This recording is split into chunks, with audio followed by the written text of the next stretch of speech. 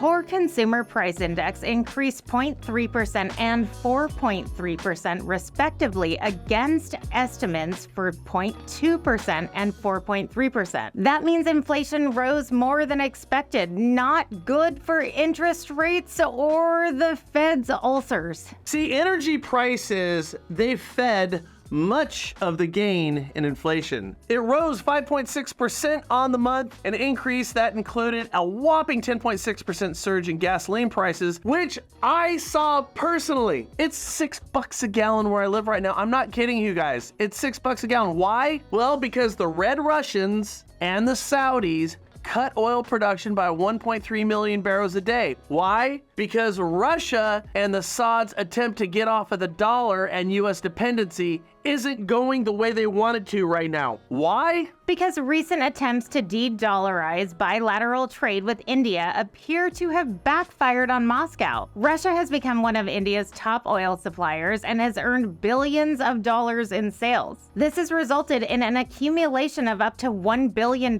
each month in rupee assets in Indian banks that cannot be accessed due to restrictions by the Reserve Bank of India, which prevent Russian companies from transferring rupees stored in bank accounts in India to Russia and converting them into rubles. This is reported by Bloomberg. So Russia's pissed that they can't sell oil to India, so they cut production to raise prices, to spike US inflation, to aggravate the Fed's ulcers, to get them to move, to raise rates, to continue balance shrinking, to raise mortgage rates, to slow inflation, so loan officers, realtors, buyers, and sellers can sit around twiddling their thumbs and praying that India reverses its course and buys Russian oil once again. Oh, and speaking of inflation, did you know you get less for what you pay for? And I'm not talking about your Halloween candy alone.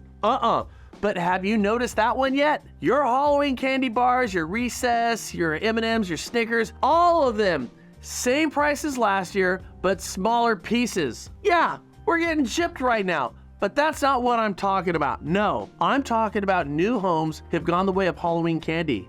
Costs the same, but you get less. Check this out. The median area for a new single-family home fell to 2,191 square feet in the second quarter, the lowest recorded size since 2010. The average area, meanwhile, dropped to 2,415 square feet. The National Association of Home Builders chief economist Robert Dietz says, quote, home size is trending lower and will likely continue to do so as housing affordability remains constrained. Now, isn't that something? We would call that ironical, wouldn't we? The Home Builders chief economist says, you're gonna get less home for the same price because prices are higher. I didn't hear him say what he should have, that prices being higher are because they have intentionally not built at least 6 million units over the past 5 years to keep those prices higher. Boy, if this ain't the pot calling the kettle black, I don't know what is. The National Association of Home Builders are acting just like Russia. Don't like rates? Blame Russia.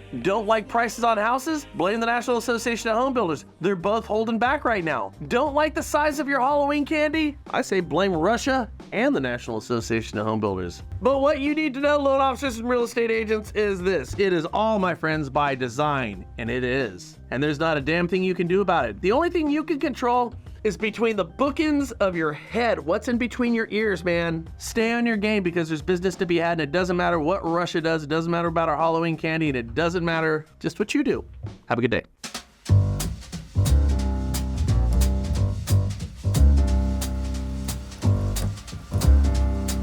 This has been coming across my desk a whole bunch lately, and I have a question for loan officers out there. What mortgage companies are still using Encompass and why? Another question is, how many mortgage companies have deficiency debts due to Encompass because you negotiated these massive, massive contracts back when you were doing a ton of business in 2020? You know, record closings, record volume, and now that volume has been cut down into like a quarter. Are you still paying for the 2020 volume with the 2023 production? That's happening a ton right now, and it is screwing mortgage companies over big time.